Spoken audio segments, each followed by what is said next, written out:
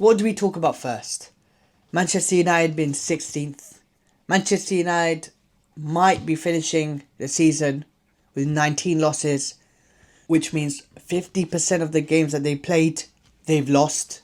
Or do we talk about the top 4 race? I think we should talk about how bad Manchester United are. How horrible they've been. Yes, they've got a Europa League coming. Final is theirs. It's against Tottenham. However, we can't let them slide. We can't let them live this season. The fact that Chelsea had the worst point tally within the top 6, and now it's been absolutely destroyed by Manchester United and Tottenham. But I don't care about Tottenham. They're a small team. They've always been a small team. Manchester United, big Manchester United, the Red Devils, the biggest club in England, currently sitting with 10 wins, 9 draws and 18 losses. And I'll give you an extra fun fact. For the first time ever, Manchester United have not won 2 consecutive games in a row in a season. Deep it. Actually deep it. They have not won 2 games back to back.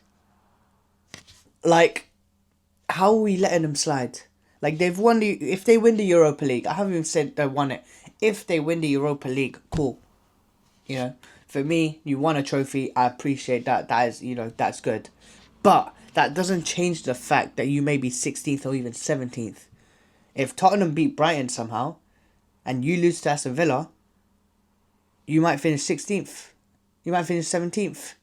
I think it's absolutely shameless that Manchester United fans are just chanting that they're going to Bilbao. Because I can't lie, for me personally, I think it stinks. 16th place and literally with 1 game to go. If this was Arsenal, if this was Liverpool, if this was Man City, if this was Chelsea, we would have been cooked. But it just shows the standard of the club right now. That they're desperate. They need anything they can take. Because right now, they're absolutely useless. But in a game that was like a final for Chelsea, it was typical that Manchester United come to Stamford Bridge and take it even more seriously than we did. Like, they've got a cup final next week. And they're bringing on their strong team.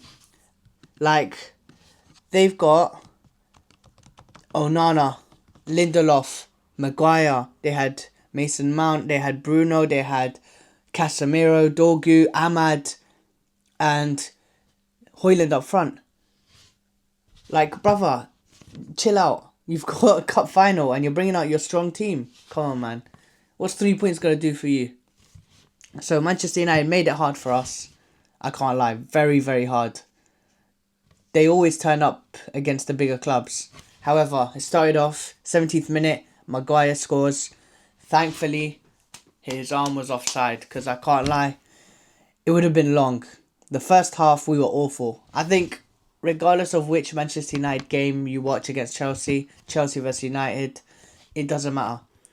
In recent times, apart from the one last year in Stamford Bridge where we absolutely destroyed Manchester United, making arguably one of the best remontadas of all time, it's been dead. It's never been entertaining. It's probably been just elbow fest, push fest, fighting galore. That's all it's been. And this time round, it's been the same thing. First half was absolutely abysmal. Second half was alright, but in my personal opinion, the quality up front was horror. It was absolutely horror. Tyreek George playing in the 9. I mean, I feel bad for him. I genuinely feel bad for him, but he didn't do much. I think I heard a few people talking about saying, oh yeah, he made attacking runs, this, that. Apart from the penalty shout, which I wish he could have made it a bit more, practice your diving, do you know what I mean? But I don't think he did much. Pedro Neto as well. I don't think he did much. And his decision making sometimes can be a bit off. Madueke, felt like he was alright. But again, you've got Maguire, Lindelof, and you've got Luke Shaw. Like, that should be easy pickings. Luke Shaw, I haven't seen him play in 50 years. Lindelof, like, brother, what's he still doing at the club? It's 2025. What are we doing? And then obviously in the second half, Neto plays a ball into Reece James. Reece James spins Garnacho. When I tell you, I couldn't believe it. I couldn't believe what I was seeing. He absolutely spun Garnacho, played a ball in to Cucurella, and obviously free header for him, and he scores. And for me, the best left back in the league, no doubt, this season. He has been a pivotal player in this team. And I can't believe, from a player that I absolutely hated to now a player that I absolutely adore. And it was lovely to see that both wing backs had something to do with the goal, whether it was the goal or the assist. And Thomas Tuchel watching in the stands as well.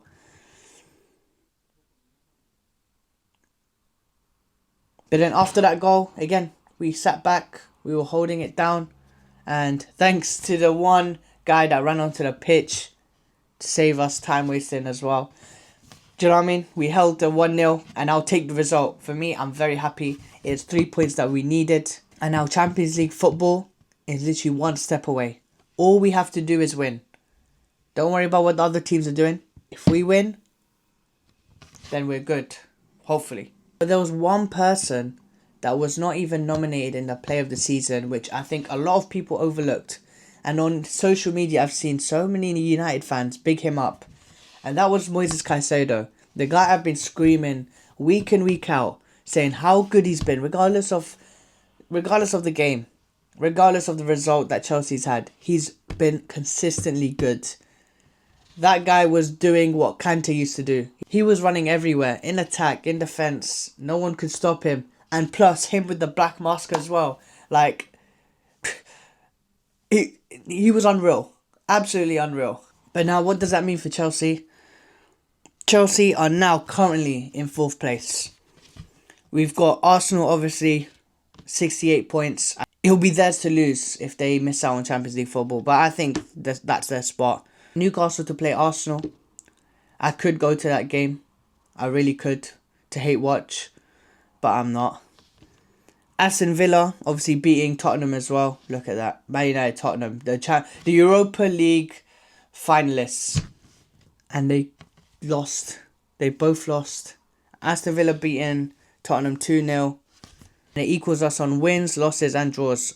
19 wins, 9 draws, 9 losses, 66 points. The only thing that saves us, thankfully, is our goal difference. Manchester City on 65 points. So we need them to draw or lose. Ideally lose. Because their goal difference is good. They play midweek. I believe, if I'm not mistaken, they play Bournemouth. So, could be a tough game for them. Could be possible they lose. But again, we're expecting other teams to lose. That shouldn't be the case. But if we beat Nottingham Forest, then that will save our chances. But that Sunday is the all-important Sunday. And unfortunately, we have to go all out to make it into the Champions League. And then 3 days later, it will be the Conference League final, which will be very important for us to win any sort of silverware. So, next week will be very important for us. But Manchester United, honestly, the position that they're in, 16th place. I do feel bad for Amorim because obviously he hasn't settled in. But at the same time, there are certain things that I look at for Amorim. And I said this about Enzo Maresca. And I said this about Mikel Arteta. And I said this about Ange Postecoglou.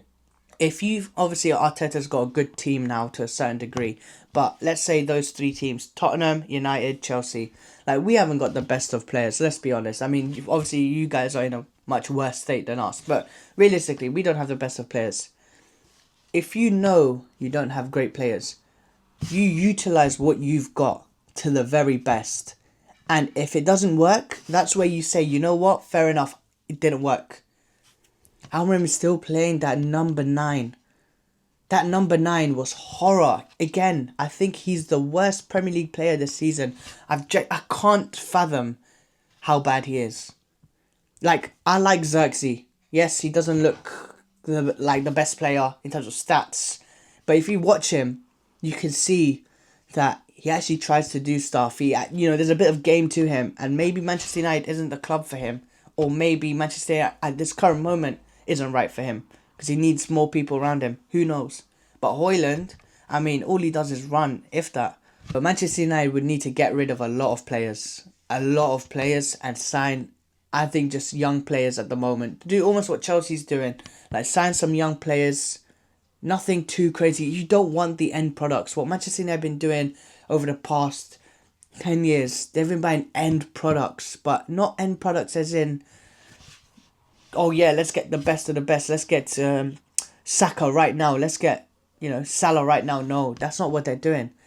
They're buying a player when they're on 2% battery, if that. Like, it's just been bad scouting, and bad for Manchester United. But then again, like I said, it might not take a year, it might not take 2 years, it might take even longer. But they need to give him time, I think. He is a good manager, and I don't think there's anyone better than him currently out there available. So it would be stupid to sack him. I know I've heard a lot of fans or rival fans, whoever they may be, saying, oh, regardless if they win or lose the final, sack him. Ange Postecoglou, I absolutely understand. But Almiron just came in 3/4 of the season. Let him cook. Let him have a summer at least. He barely had a January. Let him have a summer. Let him build his team. See how the year goes. It can't get worse than this, let's be honest. And just take it from there. But yeah, the important games today. Nottingham Forest play West Ham at the London Stadium. So hopefully Nottingham Forest lose. Arsenal versus Newcastle. Ideally, as much as I hate to say it, it might be the first time ever that I would want Arsenal to actually win a game. Yeah, because we need Newcastle to win. I mean, like I said, it will take more for Arsenal to lose than for Newcastle to win. So, let's see. Brighton and Liverpool then on Monday, and then City and Bournemouth on Tuesday. So obviously that game will be very important for us. FA Cup final today as well. So yeah, we've got a good weekend of football. And then the weeks ahead, it will be very interesting. We've got the final day of the season. Everyone kicking off at 4 o'clock. Manchester United versus Aston Villa. Southampton versus Arsenal. Nottingham Forest, Chelsea. Tottenham, Brighton. City, Fulham. There's a few good games there. So how the season's going to end, I do not know. As long as Chelsea finish in the Champions League spots. But yeah, guys, make sure you guys, as always, leave a like, subscribe to the channel, and I shall see you guys next time. Take care, and peace.